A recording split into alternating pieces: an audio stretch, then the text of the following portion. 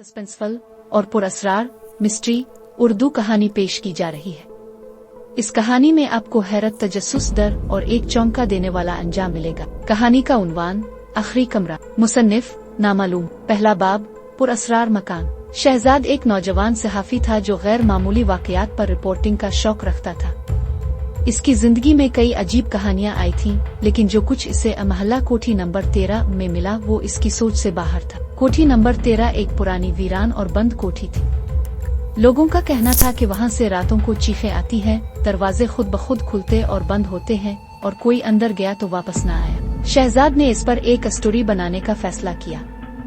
वो अपना camera, torch और नोटबुक लेकर एक सर्द रात इस कोठी के दरवाजे पर पहुंचा। दूसरा बाब पहला कदम। दरवाजा हल्की सी आवाज के साथ खुला। गर्द जाले और दीवारों पर अजीब और गरीब निशानात। शहजाद ने टॉर्च जलाई।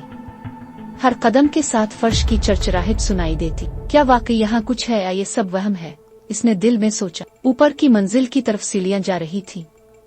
अचानक इसे नीचे एक दरवाजा नजर आया जिस पर लिखा था दाखिला ममनू, आखिरी कमरा। शहजाद के अंदर की जुस्तजू ने इसके कदम आगे बढ़ाए, लेकिन जैसे ही इसने दरवाजे की कुंडी को हाथ लगाया, सर्द हुआ का एक झोंका आया और सारी कोठी में एक अजीब सी सरगोशी गूंजी। तीसरा बाब कमरा नंबर 7। कोठी में 7 कमरे थे। शहजाद ने एक एक करके हर कमरा खोलना शुरू किया। पहला कमरा खाली, दूसरा कमरा गर्द आलूद फर्नीचर से भरा, तीसरा कमरा मुकम्मल अंधेरे में था जैसे रोशनी को निगल जाता। चौथे कमरे में एक पुरानी डायरी मिली, जल्द चमड़े की थी और उस पर लिखा था जो आखिरी कमरे तक पहुंच गया वो खुद को खो देगा। डायरी में एक औरत का जिक्र था, सुल्ताना बेगम।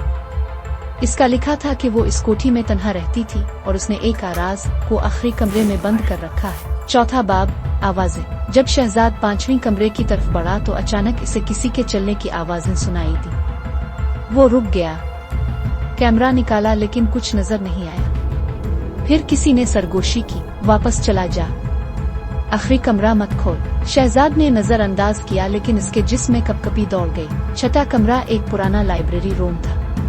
वहाँ पुरानी किताबें, पुरानी तस्वीर और एक अजीब सा पिंजरा रखा था। अंदर कुछ नहीं था लेकिन वो हल रहा था जैसे कोई अभी अभी गया। 5वां बाब आखिरी कमरा। आखिरकार वो आखिरी दरवाजे पर पहुंचा, कमरा नंबर 7। दरवाजा बंद था लेकिन कुंडी नहीं थी। इसने दरवाजा धकेला। अंदर मुकम्मल अंधेरा था।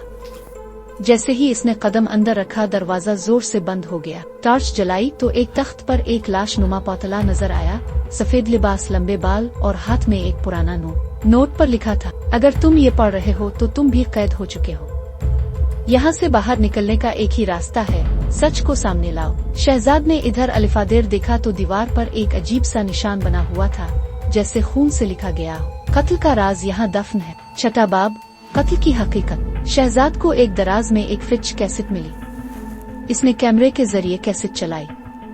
फिच में एक औरत चीख रही थी, मुझे मत बंद करो, मैंने कुछ गलत नहीं किया। फिर एक आदमी की आवाज आई, सुल्ताना तुमने मेरा राज जान लिया है, अब तुम्हें खामोश रहना होगा। वीडियो में देखा गया कि सुल्ताना को इसी आखिरी कमरे में जिंदा दफन कर दिया गया था। शहजाद का सांस रुकने लगा।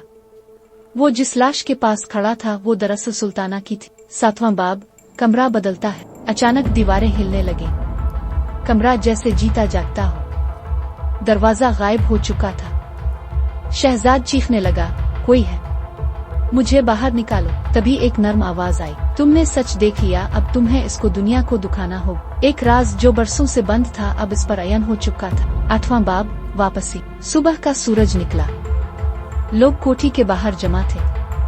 अचानक दरवाजा खुला और शहजाद बाहर निकला, कमजोर, कांपता हुआ लेकिन जिंदा। इसके हाथ में कैमरा था जिसमें वो तमाम फिच मौजूद थी। इसने सब कुछ मीडिया को दे दिया। पुलिस ने तफ्तीश की और मालूम हुआ कि कोठी के मालिक ने वाकई सुल्ताना बेगम को कत्ल करके दीवार में दफन किया था। इसका एतराफ भी हुआ। आखिरी बाब अंजाम। शहजाद ने